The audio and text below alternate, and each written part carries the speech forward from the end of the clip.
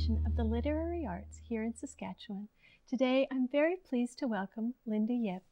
Now, Linda is an admin consultant, storyteller, and genealogist. Her website, Past Present, is a site for genealogists and history geeks. Linda, welcome to the show. Thank you for having me, Danica. Now, genealogy is something that's always, and history has always excited me. What led you down a path to become a genealogist? We don't see a lot of genealogists in our society today. Danica, it's the power of story fascinates me because story is a vehicle for building communication and connection and really for answering the most basic questions about who am I, where do I come from? And that's where I see the intersection of history, genealogy, and your own family stories. Now, I know that your family story is quite interesting, and you had some digging to do. So was that a big push to bring you down this path? Every family has stories that are fascinating. And what interests me is the juxtaposition between the stories that your family tells you and the stories that you then uncover through digging the facts. And the most recent story that I've uncovered, which has also been the most popular blog post I've ever written, has to do with my uncle, who I discovered was a spy in World War II. Now, when you're digging through your own stories, that's got to be very satisfying. But you're a genealogist for hire, and so you're digging up other people's stories. How does that differ for you? I walk in the shoes of our ancestors. I put myself in their place, and I ask myself the questions. What would I do in this situation? Where would I go? What choices would I make?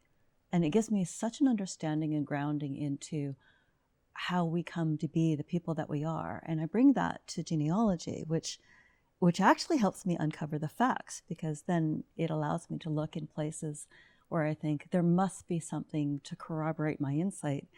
And quite often that's true. That's one of the skills of being a genealogist is being able to research, but also bring the facts to bear to support your story, your theory. So you've told me that you have a little story to share with us. I do. Would you like to tell us a little story? Yeah. I've been working on the story of the Chinese Canadians in World War II.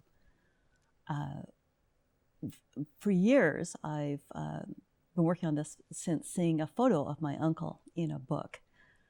And in this picture, my uncle is holding a submachine gun, and he's smirking straight into the camera and smiling. And it was a total shock to me, because I knew my uncle as a hardworking dad who loved fishing. So if you think about 1944, it was a pivotal time for my family.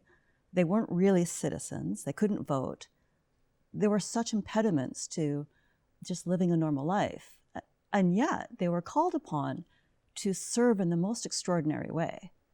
So my story is called The James Bonds of Chinatown, because I really saw them as that young, handsome, impossibly brave, and literally living the life of secret agents. So, I think about my uncle and being 20 years old and suddenly being catapulted from being an immigrant that his country doesn't really want to being a member of this clandestine international military operation. So that is literally the story of the Chinese Canadians in Force 136. Wow. Now, when you think about what you're working on now, you've got this blog, and some of the posts are very popular. I've read some. They really make you think. And you've also had a recent article published here in Saskatchewan as well. I did. So Prairies North is this great magazine in Saskatchewan. It's like the National Geographic of Saskatchewan. It's a gorgeous book, a beautiful printing, amazing photographs. And my story talks about a Saskatchewan family. And I uncovered the story of not one, not two, but 3 Scottish brothers who all fought in Vimy in France, where 2 of them were buried and 1 came home. So that's, I still remember researching it and the excitement of finding each brother and then ferreting out all the little facts and secrets of the story that's like 100 years old. Wow. Now, these stories, they have to do with war. Do you find exciting places that, are you just as excited to find stories that have nothing to do with war? Danica, I look for joy in adversity. Our ancestors suffered a lot to give us the life that we have here, and I want to recognize and appreciate that. And so while family stories sometimes that are told to us are very hard, and I look for gratitude and the nugget, the pearl of joy in that story. That's really lovely. And family stories, like you say, you're finding things that no one remembers. You're like a treasure hunter. That's almost. right. Do you feel like that? Do you do. Do you just celebrate when you find these things that have been forgotten? Oh, absolutely. You can tell a sad story 2 ways. You can tell it with a sad punchline, or you can tell it with a lesson, and you can end it with the nugget, the kernel, the happiness, the joy. Because human life can be a tragedy, or it can be a comedy. And when you're bringing people who are strangers to you, when you start looking for their story, when you start doing that detective work, do you how are those stories received? They must be received with joy.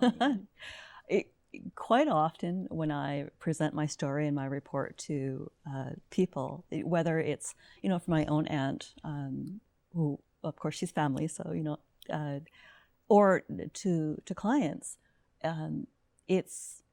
it's happiness, because it's a part of their own identity and who they are, and it's a way for them to remember their own family in a completely different light, because I see it without the emotional trappings, and most often people say, I have never heard that before, or have never thought about it in that way before. Now, what's your favorite resource as a detective, as a genealogist? Do you have something that you're always excited to get onto? My favorite resource is Library and Archives Canada, partly because it's really hard to navigate, and so you need to ferret out its little tricks in order to find the secrets. And then, honestly, Danica, I use everything. I use Snagit to capture video. I use Excel spreadsheets to triangulate facts. I am a total genealogy geek.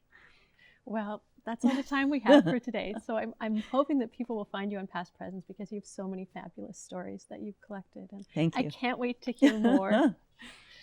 I'm Danica Lorer, and this is Lit Happens. You can find past episodes on YouTube. You can connect with me on Instagram, Facebook, or Twitter. And if you have an idea, you can give me an email at danicalorer@gmail.com.